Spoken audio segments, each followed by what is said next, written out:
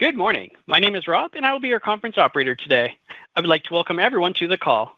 At this time, all lines have been placed on mute to prevent any background noise. After the speaker's remarks, there will be a question and answer session. Thank you. I'd now like to introduce Beth Del Giaco, Vice President, Corporate Communications and Investor Relations. You may now begin your conference. Thank you. A press release was issued earlier today with our first quarter 2025 financial results and business update. This can be found on our website along with the presentation for today's webcast. Before we begin on slide 2, I'd like to remind you that forward-looking statements may be presented during this call. These may include statements about our future expectations, clinical developments, regulatory timelines, the potential success of our product candidates, financial projections, and upcoming milestones. Actual results may differ materially from those indicated by these statements.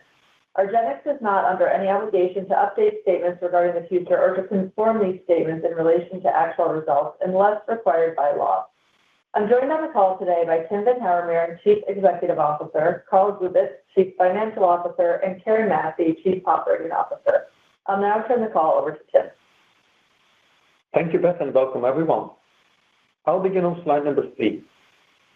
At ARGX, we are building our company for the long run.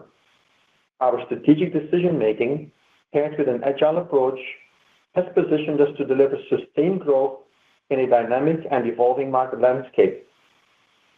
It's with this same long-term focus that we introduced an ambitious Vision 2030 to reach 50,000 patients across 10 labeled indications and advance 5 phase 3 assets. This quarter, we continue to execute against a bold innovation agenda, keeping us firmly on track to realize this vision. We successfully launched the prefilled syringe in the US and Germany to reach more patients with VYGART. We are advancing 10 registrational and 10 proof-of-concept studies across our pipeline, and we remain on track to progress 4 INDs in the clinic this year with ARGX-121 and ARGX-213 now in phase 1 studies. Slide 4. Our focus on execution continues to yield results. Let's begin with our commercial business, where underlying growth is exactly where we expect it to be. Consistent with last year, first quarter results reflected typical seasonality following an exceptional fourth quarter. Karen will share more details on launch dynamics later in the call, but big picture, key physician and patient metrics across both gMG and CIDP continue to be strong. Looking at the full year ahead, we remain confident in our ability to drive consistent growth. First, we were thrilled to receive an optimal label in the United States with the recent FDA approval of VYGART HYTRULO prefilled syringe for self-injection. This comes at the perfect time to maintain our growth momentum and broaden our patient reach in gMG and CIDP. We are excited with the opportunity ahead for CIDP and have just launched our patient activation campaign. This will be critical to empower CIDP patients in their decision-making to choose the best therapy for them. We continue to see a demand for innovation in the gMG and CIDP markets. We are building the broadest offering possible to support this unmet need. This includes advancing our autoinjectors and progressing our label expansion studies in seronegative and ocular MG. Finally, we recognize that the global market is dynamic at the moment. While it is still too early to speculate how our industry will be impacted by future policy developments, we are confident that our strategic decisions to date have positioned ARGX to navigate a range of potential outcomes. We are prepared to meet growing demand for our precision therapies with a robust global supply chain and a strategy to manufacture in each region for that region.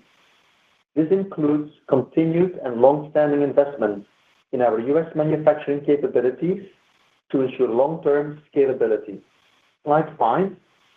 Taking a step back, the success of our commercial efforts are rooted in patient and physician demand for new and innovative treatment solutions.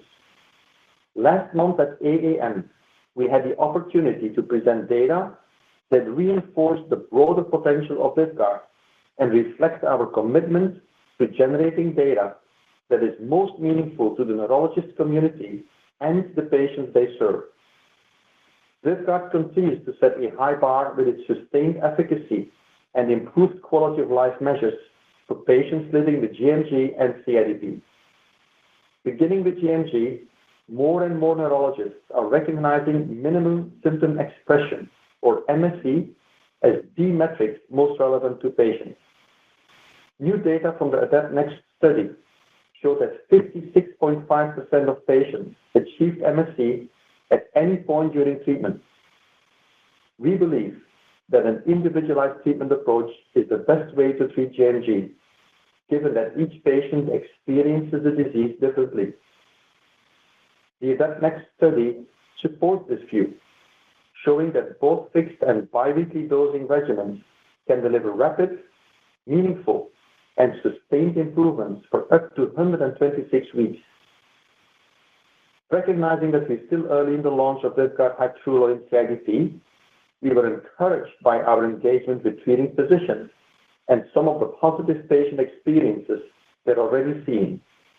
We shared new open-label data showing that HYTRULO can drive sustained functional improvements and highlighted our switch study design, which looks at patients switching to HYTRULO within 1 week of the last anti-VYG treatment.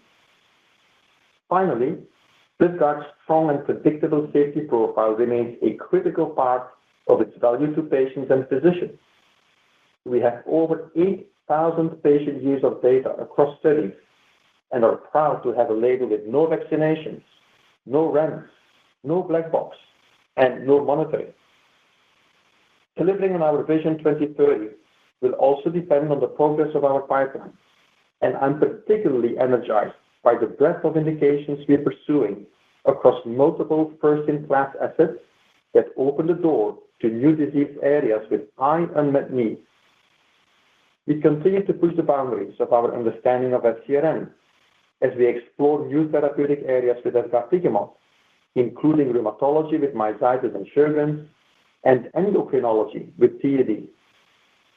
These are high-prevalence diseases where we see a clear path to deliver meaningful, differentiated benefits to patients. With empasiprubart, we have taken a bold approach, advancing our C2 inhibitors into 2 registrational head-to-head studies against IVIG in both MMN and CIDP. These trials reflect our commitment to disrupting the treatment paradigm for each of these diseases by challenging the standard of care and bringing forward innovation for patients in need of new precision treatment options. And finally, let's take a look at what's ahead for the rest of the year with several readouts across the pipeline. The seronegative gMG study will be the first of our 10 registrational trial readouts, which has the potential to expand the breadth of gMG patients we treat. Beyond that, we have proof of concept readouts in lupus nephritis with efgartigimod, delayed graft function with empasiprubart, and CMS with ARGX-119, the first clinical readout for our third asset. We have 2 primary objectives with our proof of concept studies. First, to gain confidence in the signal observed to invest in further development, and second, to thoughtfully shape the phase 3 design. Before turning the call over to Carl, I want to circle back to our innovation mission. We have always put innovation at the forefront of our decision-making, which means prioritizing what patients need and ensuring that we remain forward-thinking to prepare ourselves for the long term. With an enviable financial position, we are able to continue investing in our innovation engine, capitalizing on both commercial and clinical opportunities to deliver sustained long-term value. And with that, I will turn the call over to Carl. Thank you, Tim. The first quarter 2025 financial results are detailed in this morning's press release. Total operating income in the first quarter totals $807 million. This reflects $790 million in product net sales and $17 million in other operating income. The product net sales of $790 million represents 99% growth compared with a corresponding prior year quarter. The product net sales break down by region to $681 million in the US, $32 million in Japan, $57 million in the rest of the world, and $20 million for product supply to Zai Lab in China. On a quarter-over-quarter basis, comparing Q1 2025 with Q4 2024, the growth is 7%, with the US growing at 5%. We saw strong underlying demand in both GMG and CIDP, with growth in net sales impacted by two factors. First, typical Q1 seasonality with re-verification of benefits for patients, and second, Medicare redesign took effect on January 1, which accelerated the evolution of our channel mix to Part D. This had an impact on gross to net for the quarter. We expect PFS self-injection to further drive a shift to Part D, though over time the impact on revenues from increased gross to net will be offset by patient volume growth, specifically our ability to reach new patient populations with PFS for self-injection. In Japan and the rest of the world, the quarter-over-quarter growth continues to be in the high teens. Next slide. Cost of sales is $81 million in Q1. This reflects a gross margin of 90%, which is in line with previous quarters. Total operating expenses in Q1 2025 are $668 million, a quarter-over-quarter growth of 2%. The increase is explained by a $12 million increase in R&D, offset by a decrease of $10 million in SG&A. This results in operating profit for Q1 of $139 million.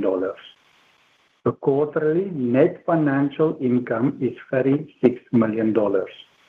We benefit in the quarter from unrealized exchange gains of $27 million on our non-US denominated cash balances. The effective tax rate for Q1 2025 is 16%. After tax, the profit for the quarter is $169 million. Our cash balance, represented by cash, cash equivalents, and current financial assets, is $3.6 billion at quarter end, an increase of $238 million from Q4 2024, driven primarily by cash flow from operations. Our previously issued guidance on total R&D and SG&A for the year remains unchanged. I will now hand it over to Karen. Thank you, Carl. Slide 9. Our patient-centric approach to innovation continues to deliver real-world results, as we have now successfully brought a first-in-class medicine to patients across multiple markets, executing launches across 3 indications, 3 product presentations in over 30 countries in less than 4 years.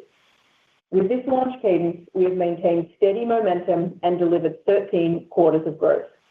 This is a remarkable achievement, and I'm incredibly proud of the entire ARGX team for the focus, dedication, and the collaboration that has made it possible. We continue to drive meaningful impact with VYGART, expanding our reach to new patients and prescribers in both CIDP and MG, as well as ITP in Japan. With the recent approval of our pre-filled syringe, which further enhances patient access and convenience, we expect that momentum to continue.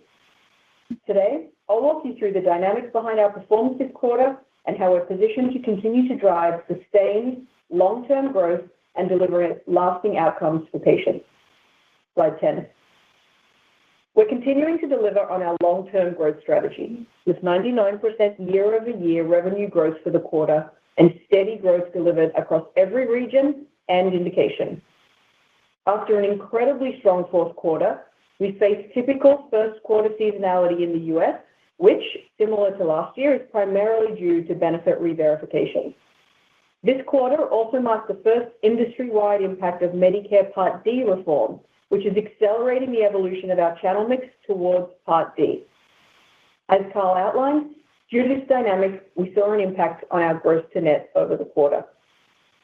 Looking beyond these technical impacts in the US, we saw a strong quarter and we continue to deliver consistent growth.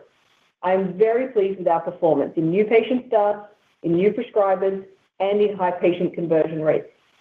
We believe there is significant commercial opportunity ahead of us for both GMG and CIDP. In GMG, VYGART achieved the fastest market share growth amongst branded biologics, solidifying the number one position in the MG market. VYGART HYTRULO is the key growth driver, contributing to a strong quarter-over-quarter increase in new patient initiations. In CIDP, our strong launch momentum continues, with consistent quarter-over-quarter growth in new patient starts. Although we recognize the CIDP market dynamics are unique from MG, early trends reinforce our confidence in the significant long-term opportunity for VYGART HYTRULO in this market.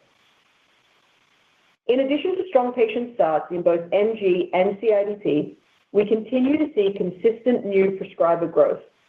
Over the quarter, we added about 250 first-time VYGART prescribers, bringing us to over 3,700 total prescribers. And we saw a reciprocal halo effect between MG and CIDP. Reaching new prescribers is a critical priority to increase the breadth and depth of patients that we reach. We also saw a solid performance internationally. Japan's CIDP launch is off to an encouraging start, echoing the US experience, with patients and prescribers welcoming the first novel mechanism for CIDP treatment in 30 years. The contribution from the rest of the world continues to grow as we secure pricing and reimbursement agreements across Europe and Canada. In Europe, VYGART subcutaneous continues to expand our GMG uptake, including initial prefilled syringe use in Germany. Lastly, we're close to bringing VYGART to its second indication in the EU, with positive CHMP opinion last month in CIDP. Slide 11. The recent approval of our prefilled syringe for self-injection in the US comes at the perfect time to enable our continued growth momentum in MG and CIDP. The label we received is an optimal outcome. Patients now have the ability to self-inject in as little as 20 to 30 seconds after being trained with proper instruction, and they can do so at home or in the HCP office. Patients will have the flexibility and independence to manage their treatment in a way that fits their lifestyle and continue to benefit from VYGART HYTRULO's strong efficacy and favorable safety profile. The first patients have already been dosed with PFS for self-injection in the US and Germany. Reception to date has been very positive, with encouraging initial patient prescriptions. You'll recall, we are not pursuing a conversion strategy with PFS for self-injection. Rather, our goal is to reach more patients earlier in the treatment paradigm. We're seeing that play out already, with 50% of initial enrollments first-time VYGART users. Patients have been vocal in their positive feedback, often referencing the PFS as game-changing. One patient commented that he was now ready to take back control of his life and eager to travel with his family. Another patient shared her relief to be able to manage her work schedule instead of taking off significant time for weekly infusions. We're just at the beginning of this launch, and with continued market expansion in the US and future expansion opportunities in Canada, China, and Japan. Slide 12. We're transforming the MG and CIDP treatment paradigm with VYGART and VYGART HYTRULO, and we're empowering patients to expect more from their treatments. This is especially true for CIDP patients who have not seen new novel mechanism of action in the space for close to 30 years. Physicians are more conservative in switching their CIDP patients between medications in general and often prefer an active request from the patient before doing so. In February, we successfully launched our patient activation campaign, which is empowering patients to ask their neurologist about VYGART HYTRULO. We are seeing a very high grant rate to these requests, demonstrating that neurologists believe in the value proposition of VYGART HYTRULO for CIDP. Our patient engagement efforts across both GMG and CIDP led to a significant increase in patients actively requesting VYGART or VYGART HYTRULO over the quarter. Slide 13. What excites me most is the tremendous opportunity ahead to expand the impact of our precision medicines. We are exactly where we need to be. We have the right strategy in place to reach patients earlier in their treatment journey. We successfully launched our prefilled syringe, and we're generating the data needed to position VYGART as the treatment of choice in both MG and CIDP. And this is just the beginning. With multiple potential launches ahead, we're ready to expand into new high unmet need indications, bringing our therapy to thousands more patients and advancing our vision to redefine the standard of care in autoimmunity. With that, I'll turn the call back to Tim. Thank you, Karen. We have an incredibly strong foundation to deliver significant growth this year and beyond, which puts us perfectly on track to achieve our Vision 2030. We have the benefit of a strong financial position to continue investing in our commercial business and early innovation. With multiple expansion opportunities ahead, we plan to sustain our growth trajectory in MG and CIDP. Additionally, we have a steady cadence of several milestones across a robust pipeline, which will further contribute to patient growth and support our leadership in autoimmunity. Execution has always been a key strength of our company, and therefore we enter the remainder of the year confident in our ability to deliver value to our patients and shareholders, whose long-term support has been critical to our success. We will now open the call for questions. Thank you. We will now begin the question and answer session. If you would like to ask a question, please press star one on your telephone keypad to raise your hand and join the queue. If you would like to withdraw your question, simply press star one again. We ask that you please limit yourself to one question only. Your first question comes from the line of Tazeen Ahmad from Bank of America. Your line is open. Hi, guys. Thanks for taking my question. I wanted to ask a more broad one on the profile of the GNG patients at this stage of the launch that are starting VYGART therapy. So can you just tell me, what portion of the curve you're on in terms of onboarding, the patients that are out there that are not currently receiving therapy? And then also, are you noticing any changes in discontinuation rates and any impact from competing products so far? Thanks. Thanks for the question, Tazeen. Appreciate it. And as you say, where I come from, we're 13 quarters into the launch for MG, and I'm really proud of the fact that we've continued to deliver growth quarter over quarter, despite off a very high quarter last in Q4. And I think what that indicates is that we're still early in the launch curve for MG. What we see in terms of the patient profile, to your specific question, we still see about 60% of patients coming to VYGART from orals. So it shows that we're still moving into earlier lines of treatment, which is exactly the strategy that we're pursuing as we expand the market. And what we're seeing is the market for biologics is growing, and VYGART is leading that growth. We maintain the number one market share amongst biologics in MG. So we're expanding our leadership, and prefilled syringe and the launch of prefilled syringe is only going to accelerate this as we continue in the launch. So I would say we're at the early phase or early stages of the launch curve at this point. Thanks for the question. Your next question comes from a line of James Gordon from JP Morgan. Your line is open.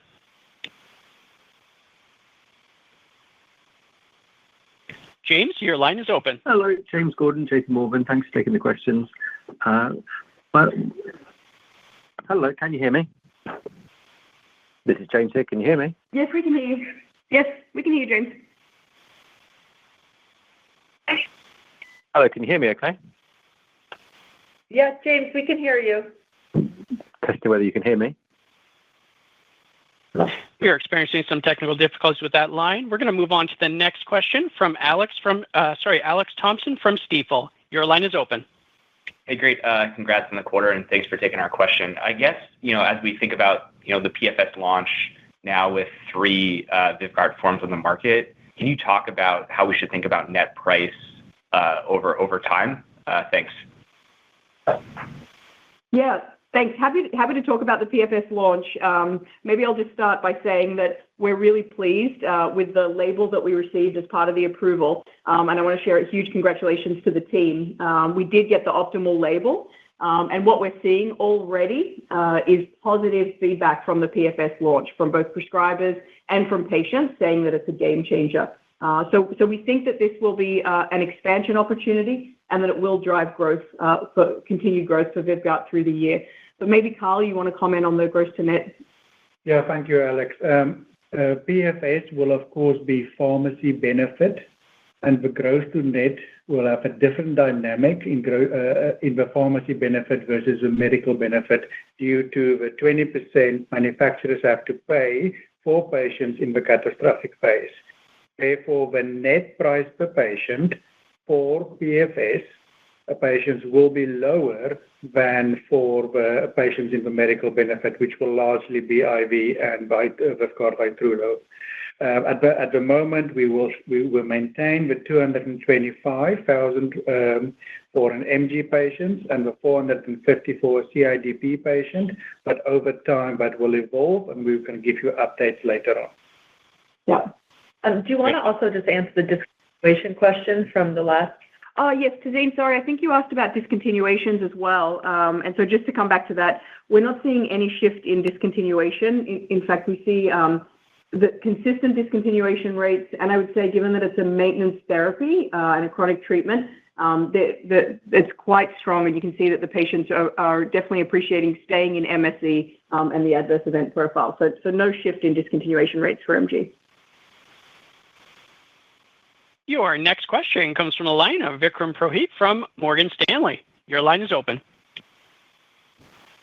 Great. Good morning. Thanks for taking our question. Ours is on CIDP. If you could just help us understand in a bit more detail the cadence of new patient starts, where you ended 1Q with in terms of patients on therapy and how you might expect that to trend throughout the course of the year. Thank you. Yeah, thanks for the question on the CIDP launch. I would say we're really excited about where we are with the CIDP launch. What we've seen is continued momentum since the beginning of launch and through Q1. The execution continues to be strong. When you look at the underlying fundamentals to your question, what we see is continued new patient adds quarter over quarter. We also continue to see new prescriber growth quarter over quarter, which is a really important measure to demonstrate that we're reaching more prescribers and therefore reaching more patients. And the other really important feedback that we have from this quarter is the consistent patient stories that we're hearing about the transformational impact that VYVGART is having on their CIDP. So, patients are at the center of our launch and are a key to the CIDP launch. We launched our DTC campaign in Q2, and what we're seeing is that more and more patients are initiating the request to switch with their prescribers, and in the majority of cases, their neurologists are granting that switch request. And what that shows us is that neurologists believe in the profile of VYVGART for CIDP. So all of the underlying launch metrics for CIDP continue to be very strong.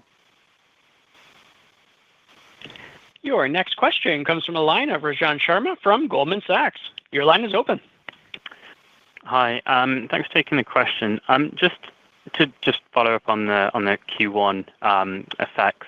You mentioned that there were two factors that you kind of talked to as being headwinds to revenue growth for the quarter. So that was a re-verification and then the Medicare redesign impact. Could I just push you a little bit on relative magnitude of each of those and which was the larger impact in Q1? Thank you. So, Rajan, thank you for the question. Let me talk about the gross to net impact. In prior quarters, we've seen a gradual increase quarter over quarter of Part D. At the close of Q4 2024, it was a minority, a small portion of patients. At the last earnings call, we discussed that in 2025, with the launch of PFS self-injections, patients under the pharmacy benefit, which is Medicare Part D, will grow. And as that mix evolves between medical and pharmacy, the gross to net will increase. What we've seen now in Q1 is, with a Medicare redesign, is an acceleration of patients choosing to receive HYTRULO at home, even before PFS. This underscores the need we will be filling with PFS self-injection as it will expand the market. So in terms of the magnitude of a gross to net, we can't get into more detail now. We will provide probably more detail at the end of Q2, but you did see an increase in gross to net. But the majority of the impact you're referring to is to do with the seasonality relating to the re-verification of benefits. That is an industry impact which you always see. Maybe, Karen, you want to talk about that? Yeah, thanks, Carl. I think that's really clear. And I think that's important to note. What we saw in Q1 is similar to what we saw in Q1 last year, and the normal industry dynamics of seasonality related to benefit re-verifications and impacting the volume. But remember, VYVGART is a growth story. We saw growth in Q1. We had the PFS approval in Q1, and what we expect to see is continued growth and continued cadence of growth through the remainder of the year as we continue to launch PFS for both MG and CIDP. Your next question comes from a line of James Gordon from JP Morgan. Your line is open.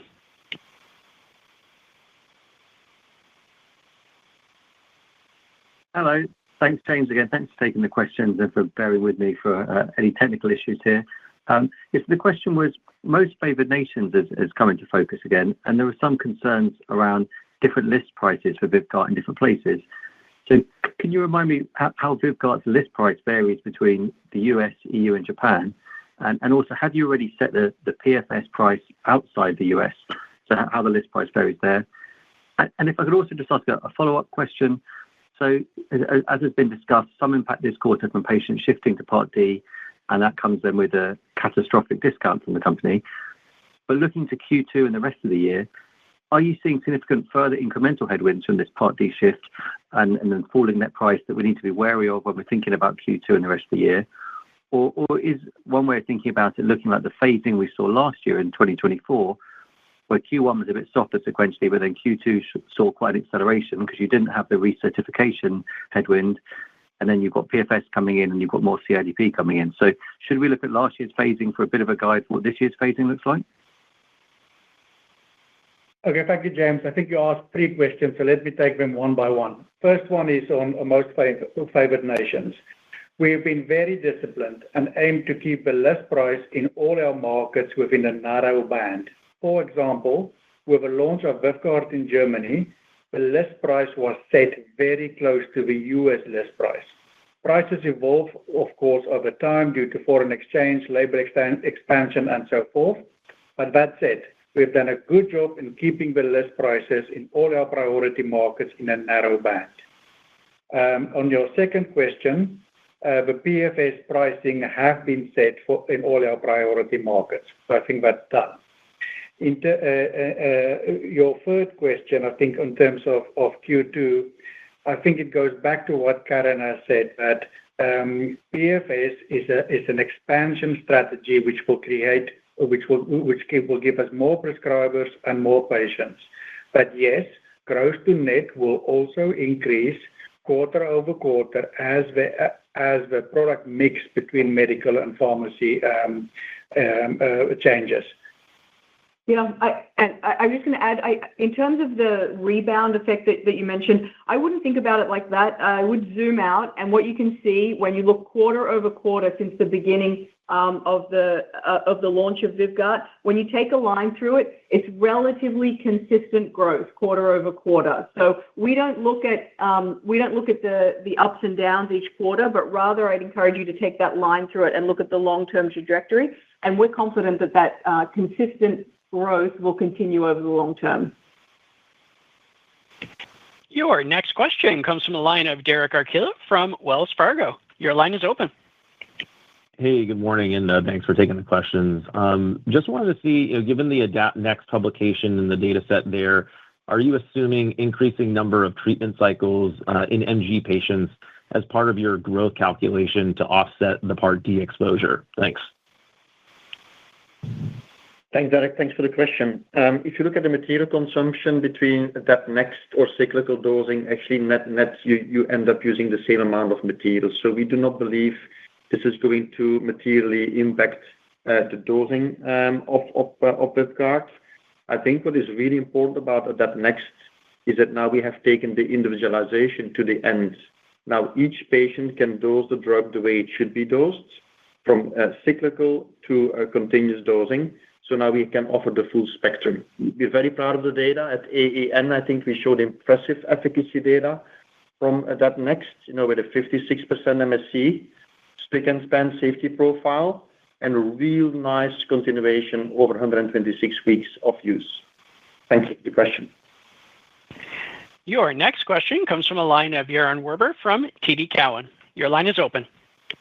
Great. Thanks so much. Maybe, Karen, just a question for you on CIDP. Is there any chance you can give us a little bit of a sense how many patients did you have during the quarter or finish during the quarter? And then sort of related to that, at AAN, there was a publication, right, that looked at safety in CIDP, and you had just over 1,300, I think it was 1,316 real-world patients on VYGART at that point. Can you triangulate that maybe to, again, your commercial patient numbers on CIDP? Thank you. Yeah, thank you. Thank you for the question. We're not updating that number at this moment. What we'll do in the style of what we've done for other launches is update the number as we hit different milestones. But what I would say, again, just zooming out, is we have had consistent patient adds quarter over quarter and consistent prescriber growth in CIDP. We've also seen consistency in where the patients are coming from. And what I mean by that is 85 to 90% of the patients continue to be switched from IVIG or subcutaneous IG to VYGART. And that's exactly in line with where we thought we would be at this moment in launch and with the 12,000 TAM. So we think we have a long way to go in terms of our growth. We're just at the start of the growth trajectory with the CIDP launch, and certainly PFS will be a strong driver of that continued expansion as we continue to launch PFS through the year. Thanks for the question. Your next question comes from a line of Victor Floch from BNP Paribas. Your line is open. Great. Thanks so much for taking my question, Victor Floch from BNP Paribas. So I was just, obviously there's been a lot of focus on the pricing implication of the PFS ramp up as a Part D product, but at the same time, I think it would be helpful if you could share with us your expectation in terms of incremental volume attached to the PFS opportunity. I think you've notably said that you were basically not following a conversion strategy. So, you are looking at to add patients. So, I think we tend to look at the pain right now. We tend to look at the implication on the price. But what are your expectation in terms of volume growth tied to the PFS? And my follow-up is very much close to the first one. It's about the seronegative phase 3 trial. A lot of investors have been pointing pretty light news flow for the next part of the year. There is the phase 3 in seronegative, and maybe for some of them it's seen as a given. But I would be nice if you could share also your view on the opportunity in terms of incremental volume and potentially sales there, because obviously it's not nothing to grow the addressable opportunity from 80% to 100% of patients. Even though I agree that it's fair to say that the risk is pretty low. But yeah, any comment on volume would be super helpful. Thanks so much. Yeah, thanks for the question. I'll take the first one. I think Tim will take the second. So I would say we're confident about PFS driving significant volume growth, both for MG and CIDP. I would say we got the optimal label, and I would like to say a huge congratulations to the team. When you look at 20 to 30 second injection time, no specific monitoring or training requirements, these are all features, but the benefit that we see and that we hear from patients are that they are completely free from the office. We hear that they're excited. You heard in the script that patients are describing this as a game changer in terms of managing their MG and CIDP. So as you said, this is a market expansion opportunity for us. What we're seeing in the early data is that 50% of the PFS prescriptions are new to VYGART patients. So they're not converted, rather they're overall new to VYGART, and that's exactly in line with this market expansion strategy. So if you zoom out, what we're looking to do in both MG and CIDP is bring new innovation and patient-centric innovation to the market, and we're seeing this exactly in PFS, and that's what's going to drive the long-term growth trajectory for both of those indications. And then maybe for the seronegative and the news flow, Tim, do you want to take that? Yeah, I think, Victor, you're right calling out the news flow for this year, which I think is strong with 1 phase 3 readout and 3 phase 2 readouts. This company is in a strong position from a news flow point of view. So the phase 3 readout in seronegative myasthenia, the phase 2 in lupus nephritis for efgartigimod, the phase 2 in delayed graft function for EMPA, and then the phase 2 proof of concept in CMS for 119. Specifically on seronegative MG, I think we are very excited about the opportunity in front of us.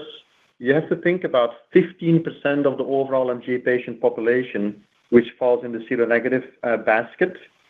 We do know from Japan, where we have seronegatives on label, that VYGART is offering the same benefit risk profile to seronegative patients as it does to the acetylcholine receptor antibody patients. So very strong performance.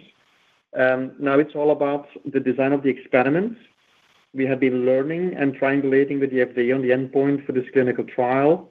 We think it's a solid clinical trial, and we feel very strong about the opportunity in front of us. Let me end by calling out our excitement about ocular MG, which I think is equally in size and unmet medical needs. So opportunity would be equal in ocular MG as in seronegative MG. Thank you for the question. And as a reminder, we ask that you please limit yourself to one question only. Your next question comes from a line of Tom Smith from Leerink Partners. Your line is open. Hi, this is Natural on for Tom Smith. Thank you for taking the question. So following the approval of prefilled syringe, what's your expectation on the split among uses of the 3 product presentations of VYGART, including VYGART, subQ HYTRULO, and prefilled syringe in MG and CIDP? And similarly, how do you expect the payer mix to evolve following the... Oh, thank you.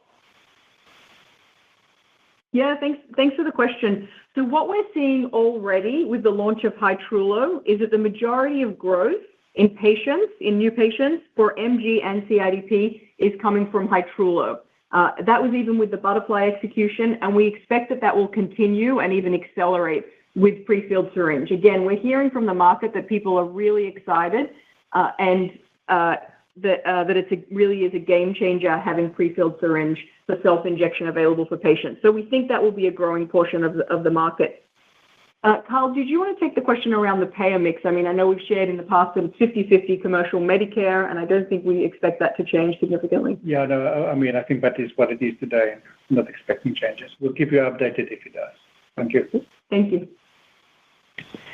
Your next question comes from the line of Akash Tewari from Jefferies. Your line is open.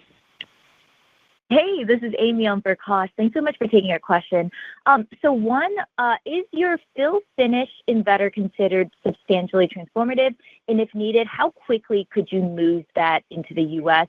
And then just a theoretical question on MFN. What mitigation measures could you potentially employ?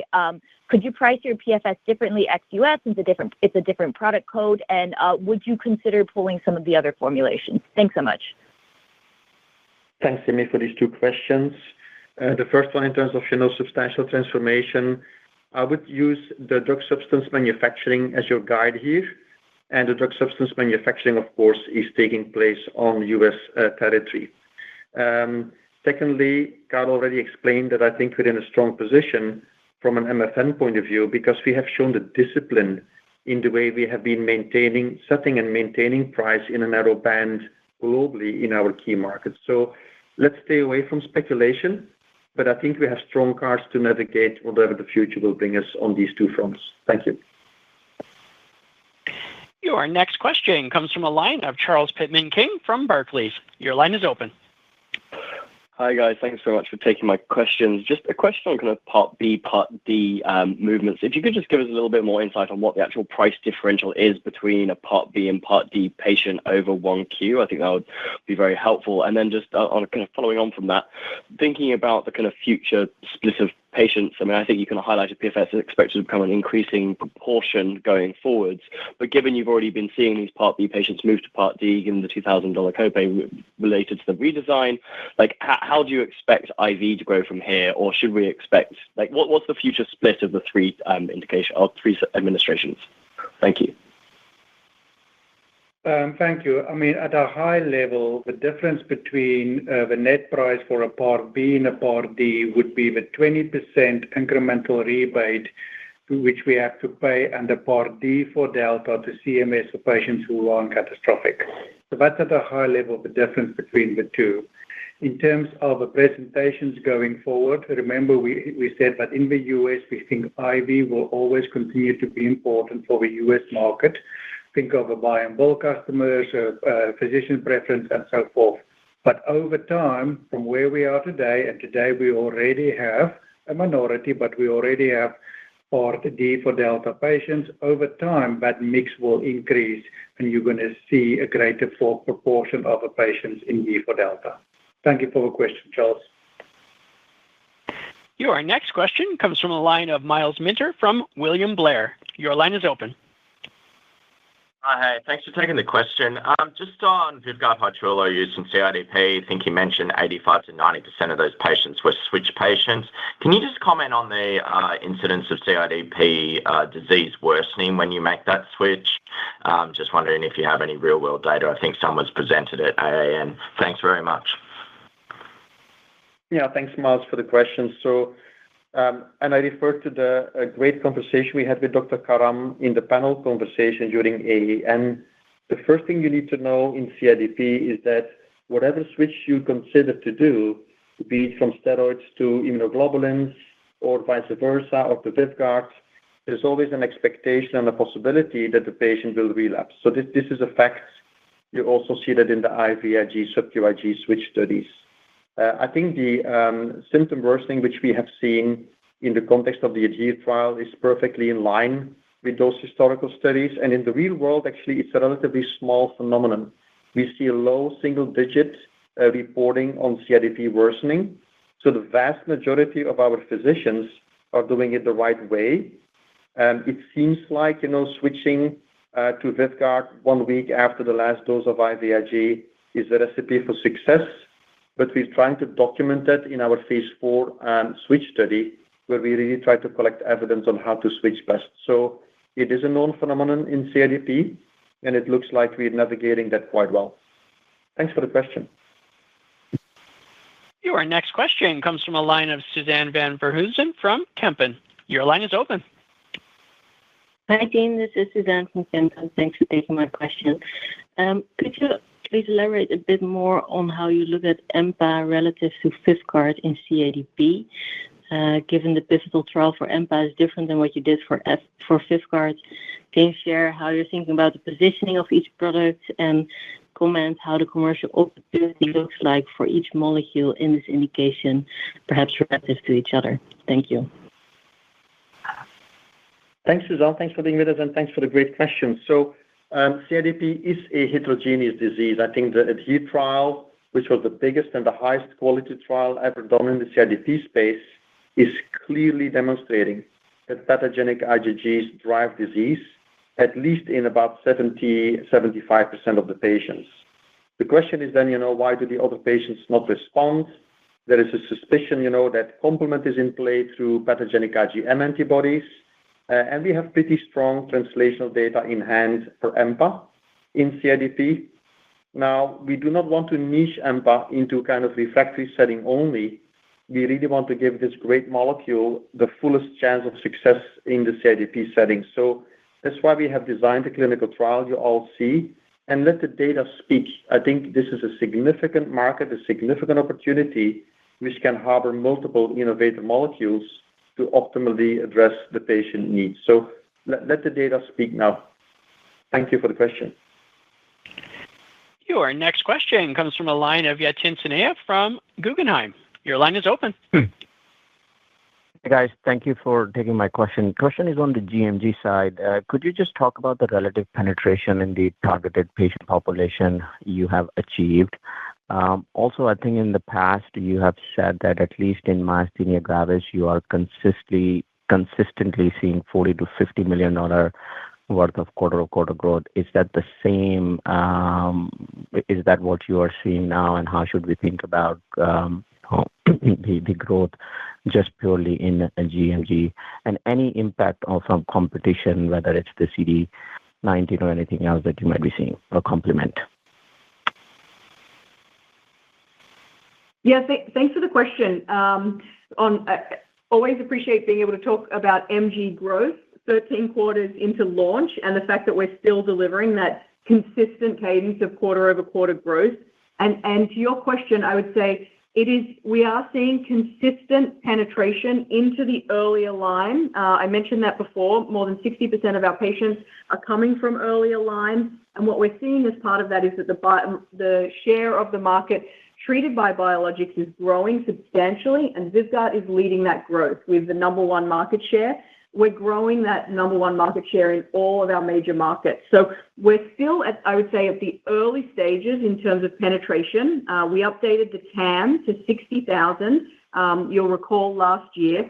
And with that, I think you can see that we're in the early stages of the growth curve for MG, even though we're 13 quarters into the launch. And what you can expect and what we expect is consistent and continued growth in whether you look at new patient starts, at prescriber growth, or the metric that you mentioned, which is revenue growth. When you take a line through it since launch, I think we've been delivering that consistent growth on average since launch, and we expect that to continue. Tim, did you have something to add? Yeah, Karen, and you can clearly see that we have broken out of the refractory patient population, right? What it takes to really move first line and lead in the first line is the clean safety profile, which we have demonstrated for the drug. Remember what we said in the prepared remarks, no black box, no need for vaccination, no labs, no monitoring. That's a very powerful profile, to go frontline as a biological. And what we see, right, Karen, is that, about 60% of the new patients coming on drug come straight from the orals. And that is where the growth opportunity is in front of us. And we think PFS will continue to fuel that. That's right. Your next question comes from a line of Andy Chen from Wolfe Research. Your line is open. Hey, thank you for taking the question. And back to the topic of most favored nation. So, Carl, I understand that you talked about a narrow band, and just wondering if that narrow band is less than the 20% discount that you will have to pay on Part D, or is it more than the 20%?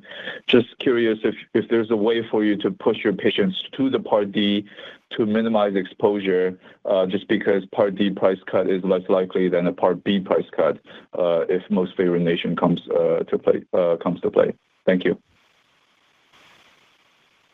Andy, I think I don't want to talk about percentages, but I think the reference to most favored nations here are on list prices, and I think in list prices we are in the narrow price band. Mm-hmm. And I think we don't want to speculate on where the law will end. It's still in concept phase. So for now, I think I'll stop there. But maybe Tim, you want to add something? Yeah, we're not in the business of pushing patients into certain directions. I think what we're trying to offer is the broadest product offering possible to satisfy the needs of the different patient segments. So I think what you guys are seeing in Q1 is a very strong appetite of patients to move into self-administration at home or product administration at home. That's where this acceleration under Medicare Part D is coming. But guys, this is the force you need in order to spectacularly grow your market. So following the patient demand, satisfying the demand is the best way for growth going forward. And I think you basically see a signal here that patients are eagerly awaiting the PFS. Your next question comes from a line of David Nierengarten from Wedbush Securities. Your line is open. Hey, thanks for squeezing me in. I have one question, which is, are the dynamics as you see patients getting treated with ocular MG currently, are those dynamics different from generalized MG, and how that might affect your commercialization plans and duration of treatment, things like that in that potential expansion? Thanks. Yeah, Dave, we don't want to squeeze you, right? I mean, your question is valuable to us. Ocular MG, high unmet medical needs, which we overlooked in the beginning when we were approaching the MG market. It's very debilitating to have ocular MG. There's no ability to work on a screen, drive a car. There's a big social stigma associated with the symptoms, etc. So the truth is that today the toolbox to treat these patients is even more limited. You would typically see that these patients are being treated with mestinon and a high dose of corticosteroids. We know what the detrimental effects are of high-dose corticosteroids used chronically. And we're really on a campaign of steroid tapering. We have a strategic alliance with Steritas. We think the moment is ripe to actually offer these patients a real alternative with the benefit-risk profile of VYGART. So high unmet need, very limited treatment toolbox, and an opportunity to disrupt that treatment paradigm. Thank you for the question. Your next question comes from a line of Gavin Clark-Gardner from Evercore ISI. Your line is open. Hey, guys. Apologies, but it's one more net price question. For the prefilled syringe, what are your current assumptions for the number of payer contracts that will include VBAs moving forward? Specifically wondering on the CIDP side and wondering if this could offset the gross to net a little bit. Thank you. Yeah, so maybe just to start before I hand it over to Carl, to take a step back and remind everyone that our strategy with VYGART is to provide as broader access as possible to patients. And certainly that we don't want them to be choosing between product presentation based on price.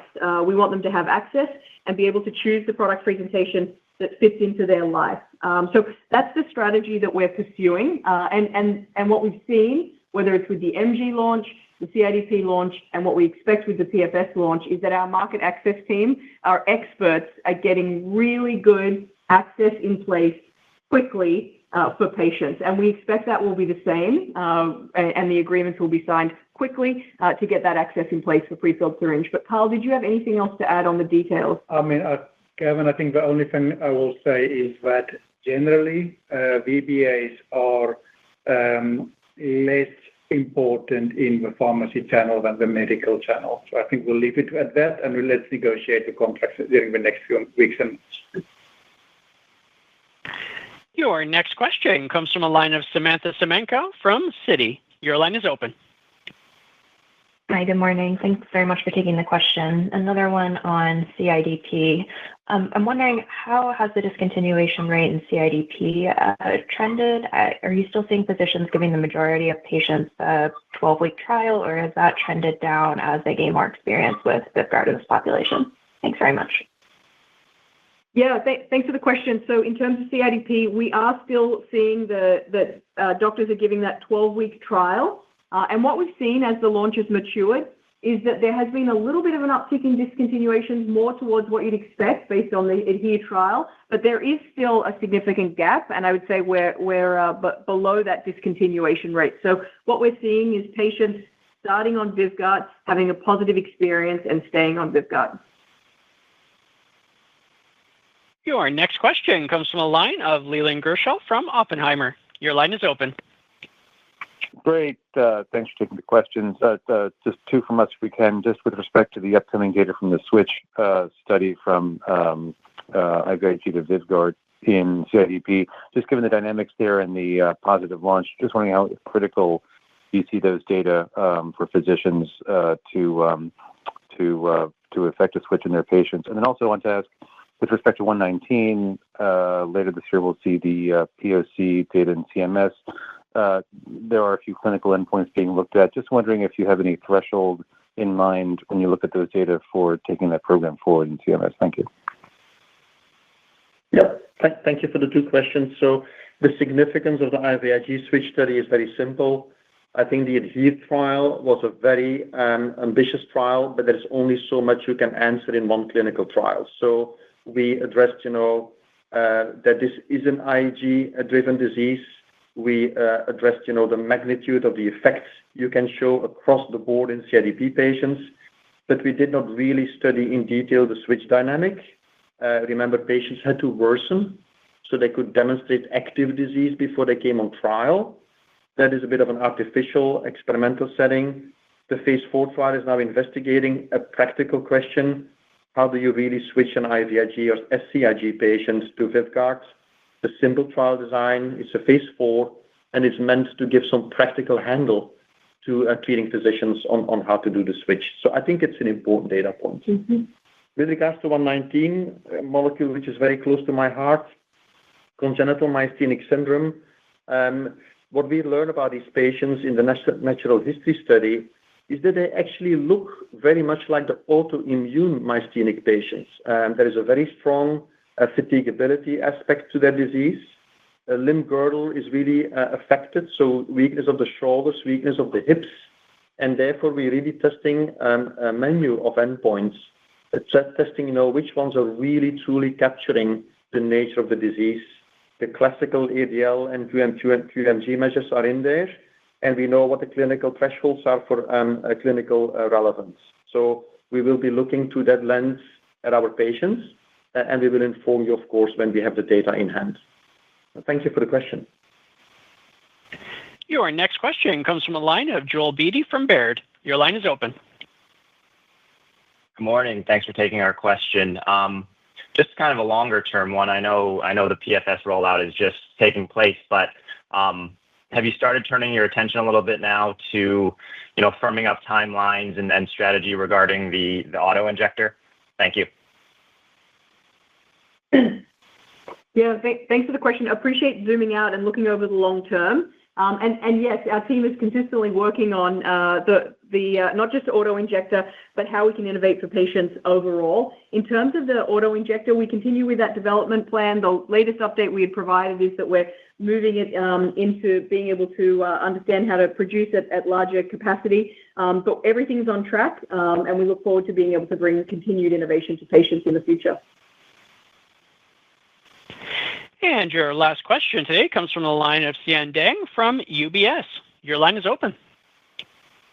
Hi, thank you so much for taking my question. So really thank you for the comment on European and US have very similar list price. But just wondering, could you give us some color on the sort of difference in terms of the net price, please? I'm sort of asking in relationship to how should we think about the commercial opportunity for PFS in Europe? Because on one hand, Europe does have this sort of lack of IV infrastructure compared to the US, but then on the other hand, probably we have probably less net price. So how should we think about that, please? Thank you. Yeah, thanks for the question. And maybe to start with, I'll reinforce something that Carl had said.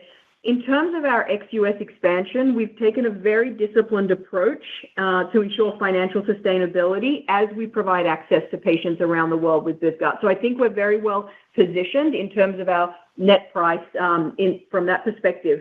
And you're exactly right. We see the PFS opportunity as a big opportunity ex-US because of the hospital dynamics that you mentioned.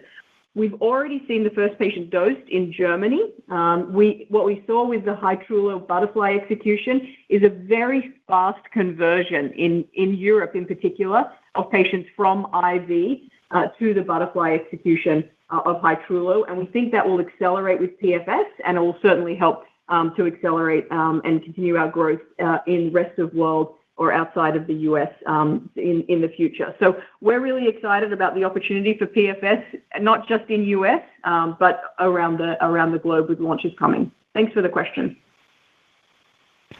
And this concludes today's conference call. Thank you for your participation. You may now disconnect.